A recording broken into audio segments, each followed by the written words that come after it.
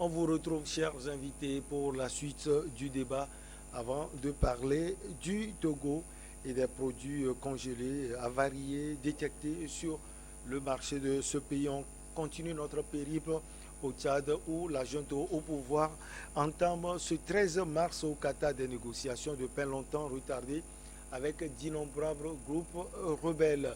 La finalité, on l'a déjà dit, Justin, de cette rencontre de Doha, c'est pour préparer le dialogue inclusif qui aura lieu le 10 mai 2022 à N'Djamena, la capitale tchadienne.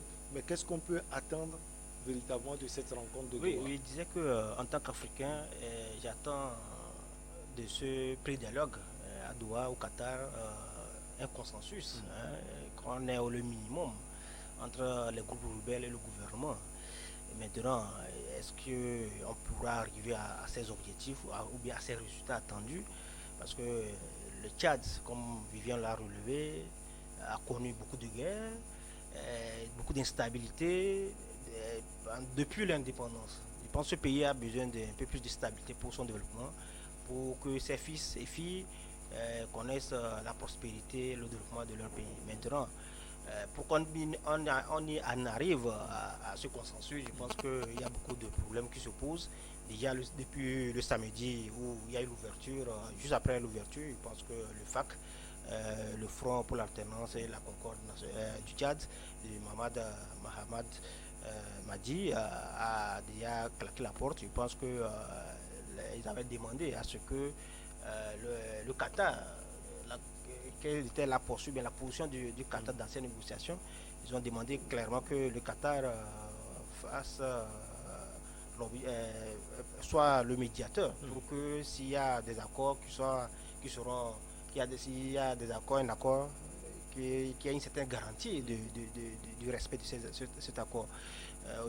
Alors que le gouvernement voulait souhaitait, hein, proposait que le Qatar fasse la facilitation, juste un facilitateur pour laisser les groupes rebelles et puis et le gouvernement discuter entre eux en tant que fils tchadien. Je pense que c'est déjà acté. Le Qatar va faire la médiation. C'est la bonne nouvelle. Actuellement, les groupes rebelles, nous avons aussi constaté aussi que les groupes rebelles, il y a une quarantaine de groupes rebelles, ce que les grands groupes rebelles, comme le FACT et les autres, récusent déjà, parce que, vous savez, en matière politique, on sait un peu, tout comme au Togo, il y a toujours les autres pays, on essaie quand même. Nous, je pense que nous sommes dans un éternel recommencement.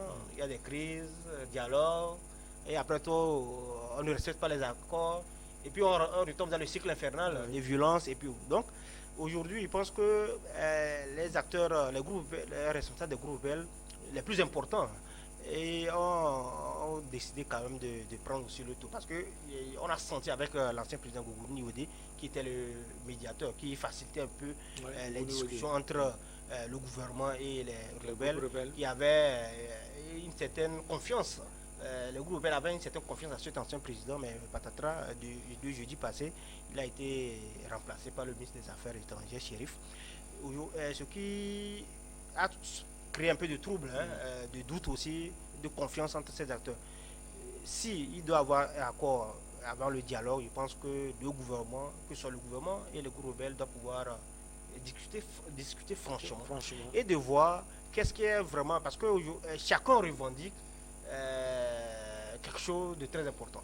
Vous avez sans savoir que l'État tchadien, depuis 90, est dirigé par un même parti politique. Il n'y a pas d'alternance dans le pays. Il y a des violations des droits de l'homme. Il y a l'impunité. La question de la gouvernance aussi porte à suspicion ou à contestation. Et il y a beaucoup de ces choses. Mais ce n'est pas une raison pour que des citoyens prennent les armes pour C'est faire la pas une raison, rébellion. mais lorsqu'il y a l'injustice dans le pays, la seule voie, Oui, bien sûr. la seule voie, les gens sont obligés de prendre les armes. Parce Non, que non, parce que oui, ce n'est pas une raison il faut fondamentale. il faut aller aux urnes. Il faut aller aux urnes. Aller à quelle urne? Il faut alors que les changer. institutions de la Avec quel République- régime? avec Non, quel régime? il faut changer justement le régime. Pas les urnes. Il faut aller aux élections. Ce n'est pas parce que les gens gouvernent mal le pays que vous devez prendre les armes pour faire des rébellions. Je crois que là, ça viole plus les droits de l'homme. Est dans l'idéalisme. Je pense qu'il est dans l'idéalisme. Excusez-moi de le dire, parce que la plupart de nos gouvernements en Afrique centrale, que ce soit au Tchad, au Congo, Brazzaville avec Denis Sassou Nguesso, avec Paul Biya, le vétéran Paul Biya, au Cameroun. Mais ils ne sont pas encore prêts à faire de la transparence. Donc c'est les armes qui peuvent... Non, mais je pense que dans certains pays, les gens ont estimé qu'il fallait prendre... Nous ne devons jamais faire l'apologie des armes. Moi, je n'encourage pas que les hommes prennent des armes. Oui, bien sûr. Mais face au gangstérisme d'État, à un moment donné, certains compatriotes sont obligés. Quand l'injustice est instaurée, la révolte est de droit. Certains sont obligés de prendre les armes. Mais il faut éviter l'apologie des armes, justement. Pour faire un coup d'État. Et les coups d'État sont condamnables. Je suis un acteur de paix, je pense quand même qu'à un moment donné, il faut faire la paix. Maintenant, il faudrait que les acteurs qui incarnent la gouvernance puissent faire des efforts en termes de transparence, en termes de gestion des pays, pour faire et donner un gage de stabilité et de confiance aux autres acteurs. Ouais. Alors, comme Imayaba, les rebelles ont exigé préalablement, il faut le souligner, une restitution de leurs biens spoliés, une amnistie générale et la libération des prisonniers politiques, ce que le gouvernement a commencé par faire, il faut le souligner. Mais le gouvernement exclut aussi un groupe rebelle, les FARC, alors considérés comme ceux qui ont tué l'ancien président. Est-ce qu'il ne faut pas aussi oublier le passé pour pouvoir avancer?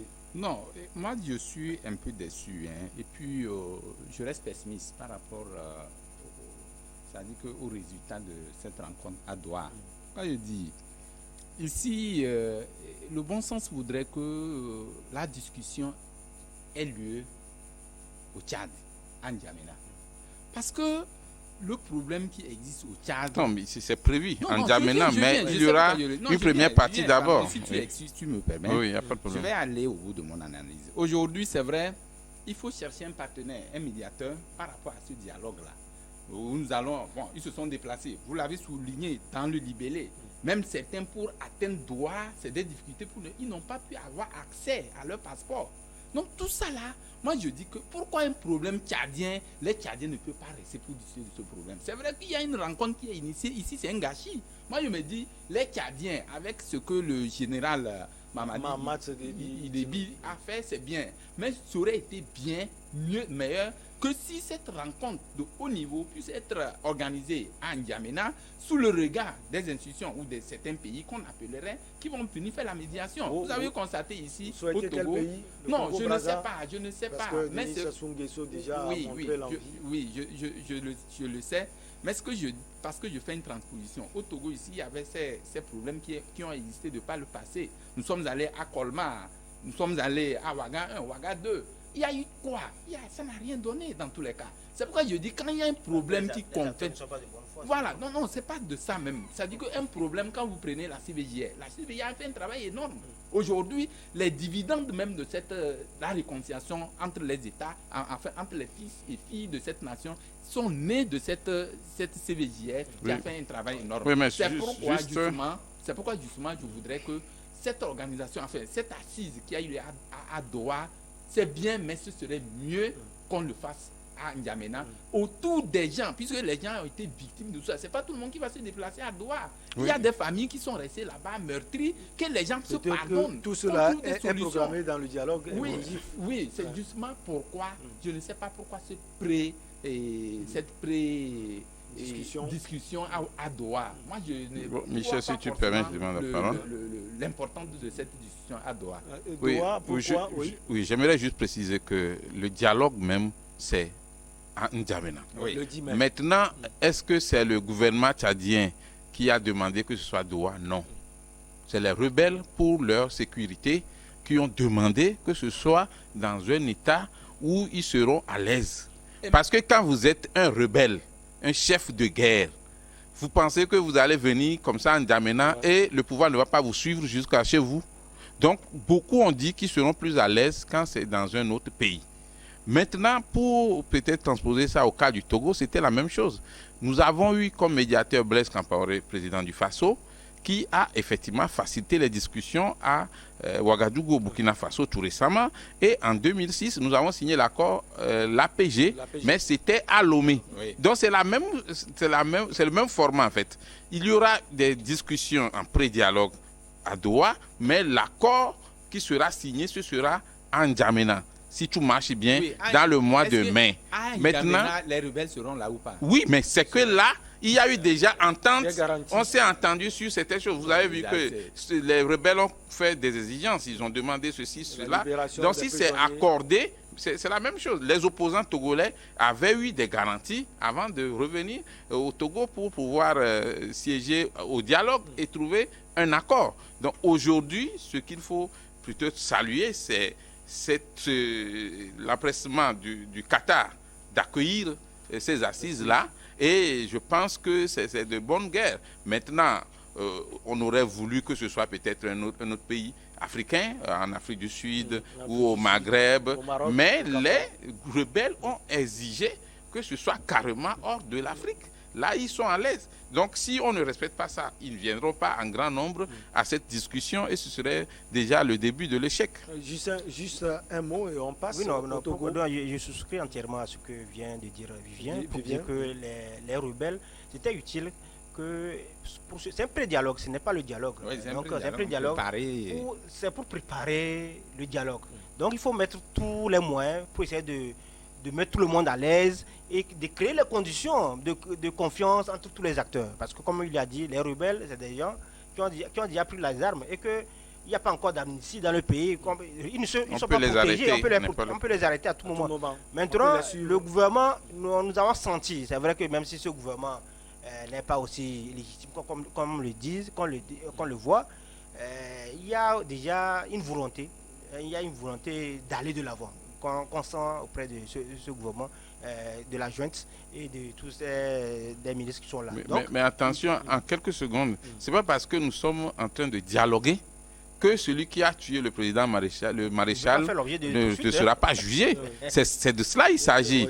La junte dit, la junte dit, nous pouvons libérer tous les prisonniers, sauf ceux qui sont effectivement soupçonnés d'avoir tué le président. Et c'est de bonne guerre parce que c'est pas parce qu'on veut faire la réconciliation que ceux qui ont connu des crimes ne vont pas répondre. Au front. Lui aussi, il est allé pour tuer les gens. Mais lui va se prévaloir de la légitimité et de la légalité. Et l'autre, justement, a pour nom rebelle. Alors c'est lui l'État. Malheureusement, qu'il soit dictateur ou pas, c'était lui le représentant légal de l'État. C'était ça. Donc, pour conclure, pour dire 30 secondes, pour dire qu'effectivement, les rebelles ont besoin de cette gage et cette garantie pour pouvoir aller de l'avant. Maintenant, je pense que chacun des deux bords, chacun a intérêt aussi à essayer de voir l'intérêt aussi de ce pays, du Tchad, pour pouvoir faire. Parce qu'aujourd'hui, chacun essaierait quand même de mettre la barre très haute. Lorsqu'on essaie quand même d'écarter les rebelles, en réalité, c'est à double tranchant. Ça n'arrange pas forcément le régime, parce que le régime, aujourd'hui, c'est la plus grande force rebelle, en fait, dans le pays. Et ils ont suffisamment des armes. N'eût été l'intervention de la France pour bombarder leurs colonnes. Je pense que le FARC, on n'a rien fait. N'Djamena serait pris. Vous voyez, donc, c'est des acteurs sur au-delà des rebelles aussi. Au-delà des rebelles, il y a également l'opposition. La politique. Oui. Non, pas que les rebelles. On va oublier même les questions électorales. Parce que ça, il faut finir avec même, il faut baliser le terrain avant de penser aux élections. C'est ça aussi le gros souci. Mais ce qui est important, c'est qu'il faut que le Tchad retrouve sa tranquillité. Parce que depuis un moment, comme on l'a dit, ce pays n'a jamais connu de paix dans ce pays. Et nous allons souhaiter que pour une fois, avec ces assises, que ça puisse quand même déboussoler les difficultés inhérentes à tout ce qui a eu lieu après la mort du maréchal. Allez, on va finir avec un pays qui connaît de la paix, hein, il faut le préciser. Oui, Dieu merci. Dieu merci. Alors, une paix durable. Qu'en est-il des produits congelés, avariés, détectés sur le marché togolais comme Yves-Valentin Mayama? Ah, c'est triste. Ça, je vous dis, c'est triste. Et c'est inquiétant. Parce que ce que nous avons entendu, ce que nous avons écouté, ça fait froid au dos. Imaginez, ce n'est pas la première fois qu'on sort ces genres de produits avariés pour déverser sur le marché. Et les gens malheureusement, le consomment sans le savoir. Mais ici, ce qui est important, c'est de démasquer ce réseau-là. Ceux qui ont pu apporter, puisque je ne sais pas, depuis un moment, quand on dit les produits arrivent sur le port de Lomé, en principe, il devait avoir un premier diagnostic, c'est-à-dire qu'on fait un premier contrôle, un contrôle vétérinaire pour voir ce qui est arrivé, c'est bon et tout. Tu ne sais pas comment c'est fait jusqu'à ce que ça soit infiltré, à ce que ça soit déversé sur le marché, sans que cela puisse échapper au contrôle des personnes avisées. Mais le tort est déjà causé. Malheureusement, on est allé retrouver que sur le marché, ces produits-là, qui sont actuellement, même, je ne sais pas à quel niveau ça peut être, mais c'est déjà... C'est sur le marché, c'est versé. C'est versé partout. Et dangereusement, parce que ailleurs, je crois, au niveau de Golfe, je crois que de Golfe, Zior 2, oui. Il semble qu'il y a une gargaison même qu'on a jetée dans une fosse que les gens sont allés ramasser pour en faire usage. Et c'est dangereux. Donc tout ça là, je crois que ça joue beaucoup sur la fibre de la corruption. Parce que d'aucuns peuvent amener ces produits-là, sachant bien que c'est avarié, mais jouant sur certaines fibres-là, puissent laisser déverser, alors que c'est la population qui malheureusement en pâtit. Et donc c'est dangereux. Il ne faut pas que c'est, puisque l'année dernière aussi, au niveau d'Arave, il y avait une gargaison aussi qu'on avait constatée et qui est restée aussi dissimulée dans le marché, enfin qui est versée dans le marché, que les gens utilisaient. À ce que, vous savez, je ne sais pas, entre-temps, ils avaient demandé à ce que tous les produits qui viennent, surtout les produits congelés qui arrivent, doivent être gardés quelque part pour un contrôle sanitaire avant que ça ne soit déversé sur le marché. Mais je ne sais pas si c'est d'actualité, si le processus continue, ou c'est changé sous une autre forme, je ne sais pas. Mais il faut que l'État ou le ministère chargé de ce domaine-là puisse quand même prendre des mesures là-dessus pour démasquer ces réseaux-là, afin que la population puisse, au-delà de tout, c'est vrai, nous connaissons la paix, nous avons des difficultés, mais il ne faut pas que, par rapport à cette paix dont nous avons, que les gens viennent quand même mettre ce qui peut nuire à notre santé. Emmanuel Vivien, Tommy, comment est-ce que cela peut arriver? Moi, je vais juste parler du cas de Zior 2. Oui. J'ai aimé le communiqué sorti par la mairie de Zior 2, mais en même temps aussi, je suis resté sur ma soif. Avant l'émission, j'ai essayé de joindre le maire, mais je n'ai pas pu lui parler pour le moment, mais je vais le faire. Mais je pense que les citoyens doivent veiller à leur propre sécurité. Si je prends le cas de Conyville, je ne sais pas si je prononce bien le nom, Conyville au niveau de Zior 2, mais il y a quand même un groupe qui est venu pour déposer les produits avariés. Mais il y a des riverains qui ont vu ceux qui sont venus. Ah ben, on ne peut pas me dire qu'ils sont tombés du ciel pour mettre ça là-bas. 1. 2. Quand la population a commencé par ramasser de la viande avariée, ben, il n'y a eu aucune réaction. Ben, aucun citoyen aussi n'a eu la présence d'esprit d'avertir les autorités sécuritaires ou les autorités tout court qu'il y a un problème, il y a un danger. Et ceux qui ont déversé ces aliments avariés doivent répondre devant la loi. Et la rigueur de la loi doit être appliquée dans ce cas. Parce que si on laisse faire, ça va continuer comme ça et c'est dangereux. Ceux qui ont déposé ces cargaisons de poulets avariés à Conyville ou ailleurs sont des assassins. Oui, parce qu'ils veulent faire du mal à la population. Et ceux qui ont ramassé ces poulets avariés pour les mettre en vente sont des complices et ils sont plus assassins que ceux qui ont laissé la cargaison. En principe, si vous êtes vraiment un citoyen, vous êtes un patriote, vous aimez votre pays, si vous voyez qu'il y a un problème comme ça, vous saisissez les autorités pour la destruction immédiate du produit, quelle que soit l'heure. Je sais que le gouvernement s'y emploie quand il s'agit de ces genres de cas. Mais quand vous ne faites pas ça et vous laissez pour que la population vienne, vous pensez que vous aimez les gens en leur donnant du poison à manger? Mais c'est grave. Mais c'est là où nous devons, heureusement que les municipalités sont dynamiques aujourd'hui, heureusement que nous avons les mairies, il faudrait qu'on sensibilise la population. Celui qui voit un monsieur en train de déverser ses cargaisons de poulet ou de viande avariée doit immédiatement avertir la police. Je me rappelle un jour, j'étais en train d'aller à Kpalimé et puis voilà un camion qui était en train de déverser du produit nocif dans un coin de la brousse sur la voie de Kpalimé. Mais je n'ai pas entendu, mais je me suis arrêté tout de suite. Et j'ai appelé la police. J'ai dit, vous n'avez pas le droit. Et les autorités, le préfet, là, je les ai appelés, ils sont venus. Et on leur a interdit ça. On leur a demandé de ramasser. Parce que c'était des produits vraiment toxiques pour la population. Ils ont pris ça dans la zone portuaire pour aller déverser sur la route de Kpalimé dans la brousse. Mais ce n'est pas normal. Donc je pense que c'est important aujourd'hui que les citoyens se réveillent.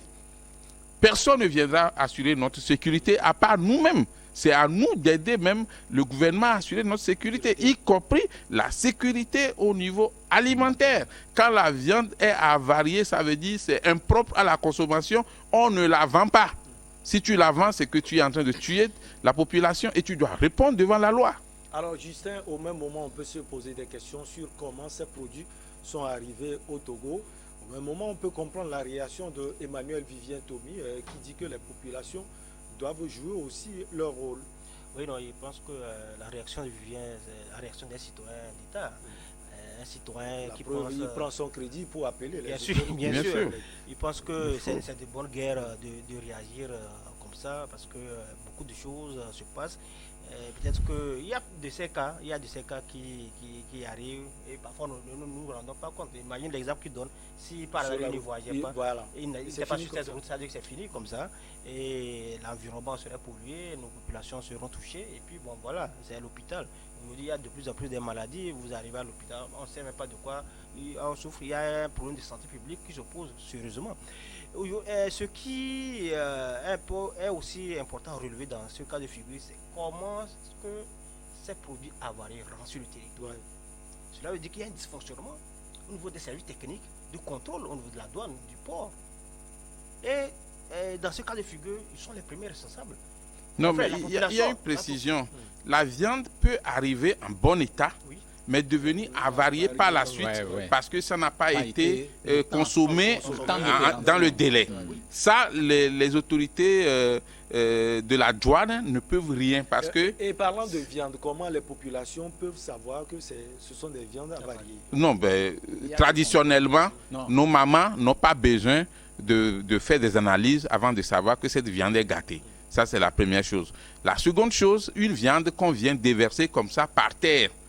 Même si, excusez-moi, même si tu n'as pas été à l'école, mais toi-même, ton éducation de maison te permet de te demander pourquoi on vient déposer la viande. Et rien n'est gratuit dans ce monde. Pourquoi on laisse ça comme ça pour que je vienne ramasser? C'est qu'il y a un problème. Et ceux qui ont vu d'abord la voiture qui a déposé devraient réagir rapidement. C'est la même chose que les camions d'essence qui tombent. Au lieu d'appeler la police, on va chercher les bidons. Et vous vous rappelez ce qui s'est passé, notamment dans le Zion également. Dans le Zion. On a encore 4 minutes. Pour compléter, au-delà de la douane, c'est vrai que parfois les services techniques de la douane, les contrôles font bien leur travail. Et que lorsque ça rentre effectivement dans le territoire, que parfois c'est avarié. Maintenant, je pense qu'il y a 2 cas de figure. Parfois, on constate aussi effectivement que c'est avarié avant d'arriver. Ça, il faudrait qu'on ait un œil là-dessus. Oui, ça aussi, lorsque ça rentre sur le territoire togolais, il faudrait s'assurer qu'elle est propre à la consommation. Maintenant, ce qui vient de se passer, moi, il le dit, il pense quand même que peut-être c'est un cas parmi tant d'autres que nous ne voyons pas. Voilà. Maintenant, lorsqu'on fait face à cette situation, il faudrait quand même ouvrir une enquête. Il faudrait que le procureur de la République de Thiévier puisse ouvrir une enquête. L'enquête est ouverte déjà. Pour essayer de situer les responsabilités. Donc il faudrait quand même lutter contre l'impunité. Parce que moi je dis toujours que l'impunité reste le moteur de certaines pratiques. Que ce soit la corruption, que ce soit ces pratiques où on laisse à la disposition des populations des produits avariés ou impropres à la consommation. Donc il faudrait lutter nécessairement, systématiquement. Il faudrait qu'on remonte la chaîne d'où est venue ces marchandises, cette viande et situer les responsabilités. Comme il va non, moi c'est un mot pour dire, enfin, ceux qui sont venus déverser ces produits savent que c'est impropre à la consommation. Oui.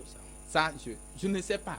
C'est à partir de quoi, quel baromètre ils ont testé pour constater que c'est impropre à la consommation.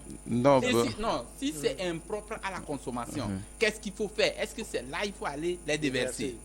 C'est des questions que je suis en train de poser. Dans un premier temps, les personnes malveillantes là ont constaté que le produit n'est plus à mettre sur le marché. Oui. Et il faut peut-être jeter ou incinérer. C'est ce qu'ils ont essayé de faire. C'est-à-dire en allant les déposer là-bas. On ne doit pas jeter, on doit incinérer. Oui, normalement, c'est ce que je dis. Maintenant, c'est à quel niveau le contrôle a été fait pour constater que c'est des produits avariés. Pour le moment, rien n'a été situé. Maintenant, qui sont ceux qui sont venus les déverser? C'est le doute. Et puis ces produits, pour le moment, c'est des soupçons. Personne ne sait si c'est avarié ou non. Non, c'est avarié. Oui, je ne sais. C'est avarié aujourd'hui. C'est confirmé aujourd'hui. Oui, je ne refuse pas. C'est parce que ça n'a pas été fait avant qu'on ne le fasse, qu'on fasse le contrôle. Oui, mais si une société ou un établissement vient jeter de la viande, c'est qu'elle a constaté que c'est avarié. Oui, c'est justement ce maintenant, comment est-ce qu'on sait que c'est avarié? Il y a des machines qu'on utilise, mais il y a aussi l'odorat qu'on utilise. Et déjà, quand vous êtes même un détenteur de boutique d'alimentation, si on débranche votre congélo 2 ou 3 fois, ainsi de suite, votre viande est gâtée. Et donc, si vous ne savez pas faire, vous allez tuer les gens. Et ça, eux, ils le savent. Ils le savent. Ils peuvent protéger la population comme ils peuvent dire, écoutez, il faut que je vende ça. En principe, dans ce cas de figure, quand ça s'était passé comme ça, ils savent, en fait, à mon avis, c'était pour protéger la population en allant jeter. Non, c'est pas pour protéger la population. Oui, non, ce que je dis. Si c'est pour protéger la population, ils devraient signaler ça directement aux autorités pour que ils n'ont pas le droit. C'est clandestinement, ils l'ont fait. Ça, c'est condamnable. Non. Et si au moins ils avaient incinéré ça, on peut condamner l'acte, mais voilà. Ce que je dis, c'est pas pour les défendre. Dans un premier temps, ils ont constaté que c'est avarié, il faut jeter. Et pourquoi il faut aller jeter ça dans ce village-là? Pourquoi il faut jeter ça? Oui, on ne peut pas aller jeter. Ce sont des assassins, ils veulent tuer la population. Voilà. S'agissait d'appeler la police ou la gendarmerie, ou la mairie, ou le préfet, ou même un membre du gouvernement. Aujourd'hui, on ne peut pas me dire qu'on ne peut pas identifier ces produits-là, ces véhicules. Non, moi, je suis pas. Attends, voilà, tête de toi, moi, en tant que journaliste d'investigation, on a besoin de 2 ou 3 jours pour remonter la pente. Ça, c'est très facile. À vous, ça a été un plaisir de vous avoir commis Valentin Mayaba, journaliste et directeur de publication de Le Symposium. Nous avons également un autre journaliste, Emmanuel Vivien Tomi, directeur de publication de Plume Libre. Pour la première fois, nous avons reçu Justin Abalo Badjaliwa. Il est spécialiste des droits de l'homme. Il est juriste également. Merci beaucoup à vous, Justin. Merci. C'est un plaisir, Michel. Et beaucoup de courage, beaucoup de courage aux Africains qui sont en Ukraine présentement. Non, le dernier mot, c'est que, comme vient de le dire Vivien, il y a une ouverture d'enquête hier. Vivement que cette enquête prospère. On situe les responsabilités, on sanctionne les présumés auteurs. Merci beaucoup à vous. On se retrouve la prochaine fois, toujours avec le même plaisir. Excellente semaine à vous tous.